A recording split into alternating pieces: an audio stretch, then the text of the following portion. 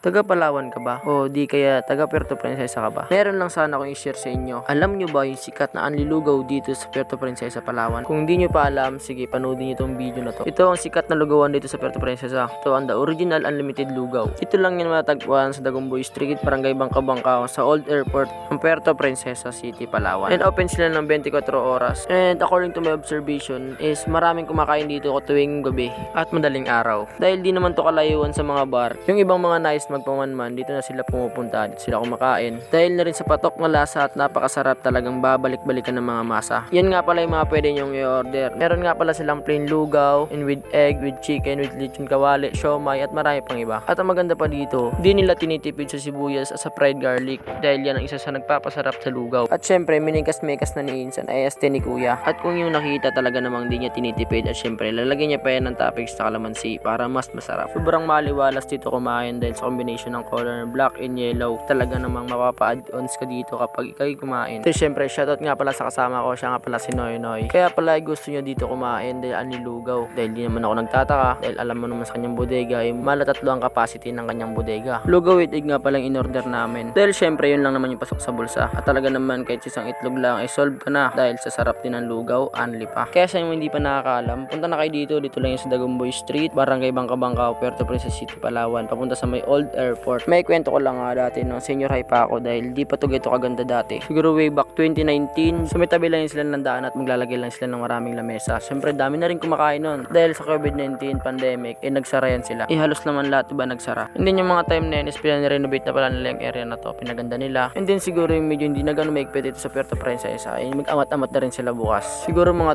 2021 or 2022, hindi ko kasi alam exact date eh. Di bali, di ko naman alam yung buong detalye ng kwento na to. Yun lang naman according to my observation dati. Kung makikita nyo talaga sa video, halata naman kahit gabi na ay marami pa rin pumupunta talaga. Pero hindi nyo namamalayan is nakakarami na ako dyan. At dahil ngayon anlilugaw to ay talagang sinulit to, siguro nakalimang balik na ako dyan ng anlilugaw. Kayo, nakakailang anli ba kayo dito? Tayo syempre, sa mga nakakain na dito at nakakapanood dito, please comment below naman kung nakakailang anlilugaw kayo dito para ma-shoutout ko na rin kayo. At para naman sa mga hindi pa nakakain dito, galaw-galaw na kayo dahil baka ma-stroke kayo. Dahil kung naghahanap kayo ng mga itong kainan lalo sa gabi at madaling araw, ito yung mga suggest ko sa inyo dito sa Puerto Princesa City, Palawan. Dahil maayos din naman kayo lang serbisyo, talaga namang malinis din ang area. Tapos nga pala sa mga add-ons, meron silang mga lumpia, siomay, puto, at marami pang iba. Punta na lang kayo dito para malaman. Siguro nakapitong order ako dyan ng unli. At sa diskarte ko pag kumakain ako dito is hindi muna ako umiinom ng tubig na malamig para naman hindi ka agad mabusog. Para masulit mo yung binayad mo dahil sinulit-sulit ko yung bayad ko 35 pesos with lugaw with egg. Talagang sinulit-sulit ko yan guys. Dahil yung lugaw is mabigat yung sityan kaya hindi muna ako umiinom ng tubig tulad yan busog na busog. Tamang patunaw lang sa gedli. Hindi nyo naman namalayan is nasayang ko naman 3 minuto ng buhay nyo. Pero maraming salamat sa inyo sa panonood at pagsusuporta sa akin. Paklik naman ng like and follow dyan sa page ko para naman lagi kayong updated sa panibagong video ko. Maraming salamat sa inyo. Bye bye.